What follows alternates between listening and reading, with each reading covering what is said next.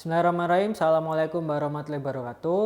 Nah, kita ketemu lagi di materi yang ketiga, yaitu kita akan menginput data dalam model yang kemarin sudah kita buat, kemudian menginterpretasikannya. Nah, di sini nanti kita akan menginput data dari model yang sudah kita buat. Nah, datanya sudah saya storekan. Nah, di drive yang sudah saya share ke kalian semua. Nanti drive-nya sudah kemarin. Nah, kita langsung aja ya, kita buka dulu datanya ya. Yang kemarin model yang sudah kita buat. Nah, ini sudah muncul seperti ini ya datanya. Nah, sudah muncul. Nah, nanti kita akan kita cek dulu datanya, dibuka. Nah, ini ada 123 responden, ini 122 ya nanti, bentar.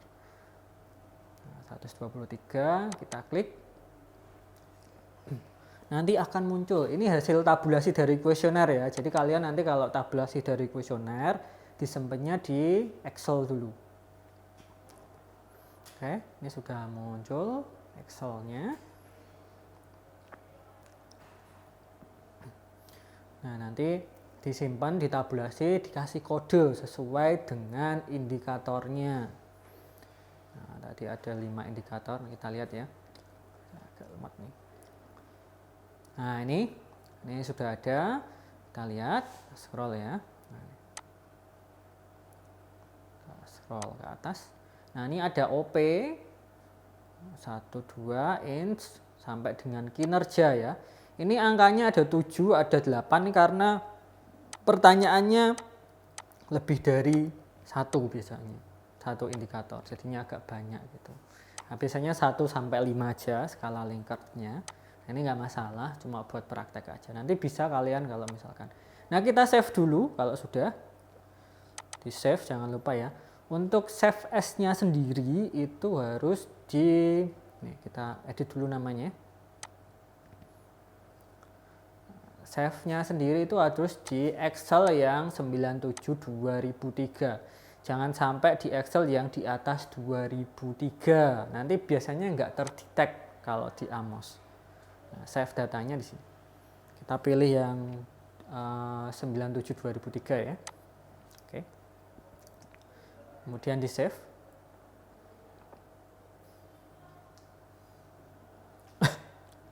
Oke, kita save. Nah, jangan lupa setelah itu di close ya. Nah, di close. Nah, kita close dulu. Baru kita masuk ke software Amos-nya lagi. Nah, ini ya. Kita masuk lagi, kemudian baru kita bisa insert data di sini ya. Select data file. Nah, ini diklik di sini. Kemudian file name-nya kita cari. Diklik. Nah, kita cari tadi yang data latihan ya.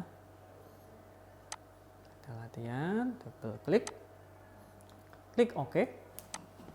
Nah, ini sudah terinsert. Cara ngeceknya gimana, Pak? Nah, kalau nggak ada keterangan berarti bisa. Klik sini, kemudian view data.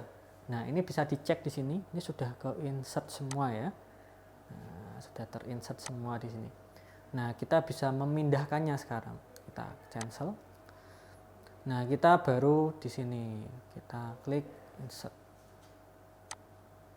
Variabel insert. Nah, kita pindahkan urut nanti ya. Dari E1 nanti OP1. Ini sesuai dengan errornya. OP2, OP3, nah, di drag ya, pelan-pelan aja, jangan cepet-cepet nanti salah. Ini 1, ini 2, ini nggak bisa langsung tapi harus satu-satu ya, di drag satu-satu. Nah, ini susahnya ya, nggak apa-apa, kita satu-satu, sabar aja. Nah, satu-satu, sampai semuanya terinput semua.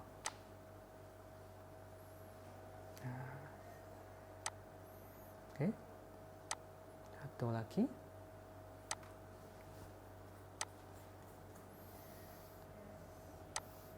Oke.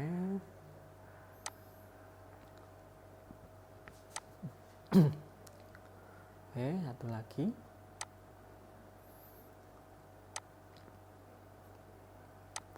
Sampai ke kinerja.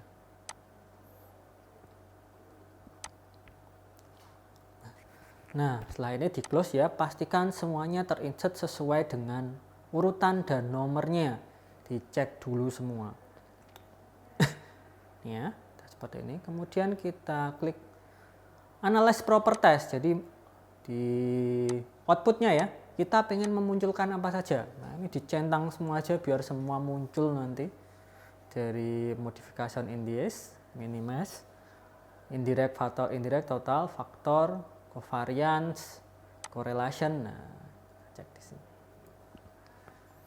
Nah, kalau sudah, kita klik calculate. Nah, ini akan langsung ngeran. Nah, ini sudah bisa. Oke, berarti sudah bisa. Nah, di sini bagaimana melihatnya? Nah, melihatnya di panah yang ini ya. Ini panah tanda hijau. Nah, ini diklik. Nah, ini semuanya sudah terang. Nah, di sini modelnya sudah bisa kelihatan. Nah, ini goodness of fit-nya langsung kelihatan ya di sini, langsung bisa berubah dari chi-square sampai AGFI-nya semuanya langsung muncul. Nah, di sini untuk menentukan loading faktornya, untuk validitasnya, kalian bisa klik standar dash ya. Nah, ini muncul.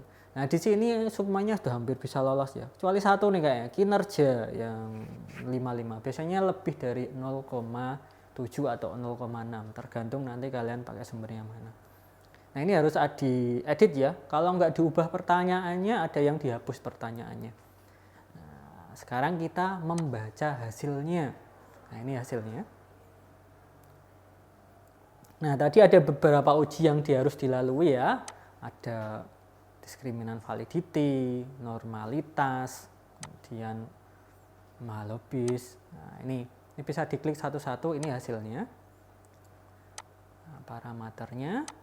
Ini uji normalitasnya, kurtoisnya harus di bawah ini, harus di bawah 2,58. Ini sudah lolos ya. Satu-satu nanti. Dan malobisnya ini sudah dicek lagi nanti. Nah, ini yang norm 44 harus di bawah 3,8 ya, sesuai dengan jumlah sampelnya. Nanti ada tabelnya. Kinerja. Kemudian ini degree of freedom-nya. 168, ini 230. Nah, ini signifikasinya, uji T-nya. Nah, ini cuma satu yang berpengaruh kayaknya. Ada tanda bintang nanti kalau berpengaruh. Nah, sama enggak ya, ini dua yang berpengaruh. Untuk kinerjanya enggak ada yang berpengaruh kayaknya. Nah, ini pengaruhnya.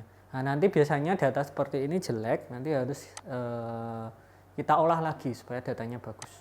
Karena juga ada yang tidak lolos. Nah, untuk model fit, nah ini kita bisa ngecek ya dari ini goodness of fit-nya itu di model fit langsung. Nah, ini tadi kurtoisnya, ini tadi yang uji normalitasnya. Ini ada validitas. Bisa dilihat sendiri, ini validitasnya sama reliabilitas. Ini ada rumusnya nanti. Nanti saya jelaskan sebentar.